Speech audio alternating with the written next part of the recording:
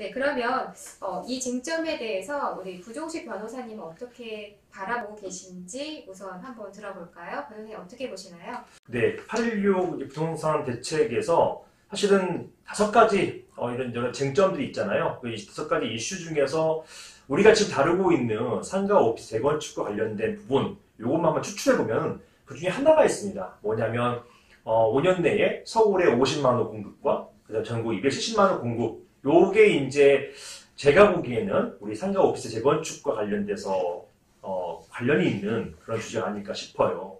이게 있습니다. 좀 전에 한 2010년경이죠. 2010년경에 지금 서울시장인 오세훈 시장이 그때도 시장이었거든요. 서울시장이었는데 그때 한강 르네상스라고 하는 그런 정책을 발표해요. 그게 뭐냐면 한강변에 있는 오래된 아파트, 압구정 현대 아파트 같은 그런 아파트들에 대해서 재건축을 하겠다라고 하는 연차 한 5년간의 간격을 들어가지고 순차적으로 재건축하겠다 이런 안을 발표합니다. 자, 이렇게 돼서 오래됐으니까 재건축해야 되는 건 맞는데 여기에 대해서 문제는 뭐냐면 재건축할 동안에 그 수천만 호 여기에 이제 딸린 식구들만 하더라도 몇만 명이잖아요. 이런 분들이 어디로 갈 것이냐, 이 대한주거가 이제 이슈가 됐어요. 당시에 대한주거로 나왔던 곳이 평촌이었습니다. 평촌 그때 신도시가 막 개발되는 시기였었고 거기에 따른 대한주거로서 평촌 신도시가 일단 있기 때문에 적어도 그 인원들을 어떻게든 순차적이든 그 인원들 그대로 흡수하든지 아니면 순차적 흡수하든지 어떻게든 흡수할 수 있는 그런 여력이 있었던 것이거든요. 근데 문제는 뭐냐면 이번에 나온 정책 같은 경우는 자, 공급하는 건 맞아요. 그 50만 호, 이건 뭐 몇천 호가 아니잖아요.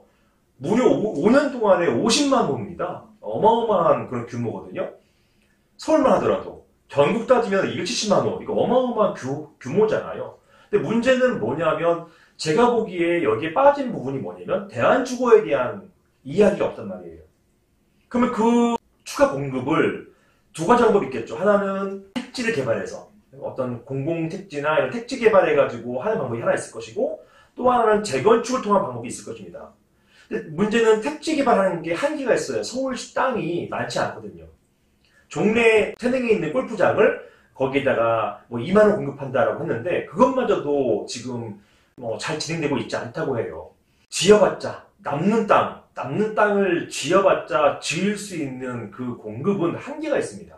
그럼 대부분 여기 안은 다른 8.16 대책을 비교해 볼지라도 재건축을 통한 공급이 주가 될 것입니다. 문제는 재건축을 하려고 하면은 대한주거가 있어야 되는데 그게 어디 있냐는 거예요. 대한주거에 대한 어떤 안을 만들고 그런 상태에서 대책을 세워야 되는데 그렇지 않을 경우에는 어떻게 하냐는 그 인원들, 재건축하면 그 인원들이 어디로 간다는 얘기예요. 적어도 재건축하는 기간이 아무리 신속 통합으로 진행한다 하더라도 좋게 5년 이상 걸리거든요. 이런 경우에 그분들이 살 수 있는 재건축을 통해 가지고 이주해 살 수 있는 그런 대한주택이 지금 현재로서는 아직 그 정책에는 반영되지 않고 있다고 보여져요. 그러면은 결국은 방법은 재건축을 통한 오피스텔, 주거용 오피스텔 또는 주거용 레지던스 이런 것들이 집중 조명되지 않을까 싶은 생각이 있어요. 그래서 이런 부분들 감안해보면 결론적으로 상가 오피스텔 재건축 시장은 오히려 그대로라면 대한주거 때문에 활성화되지 않을까 싶다. 이런 생각들을 하고 있습니다.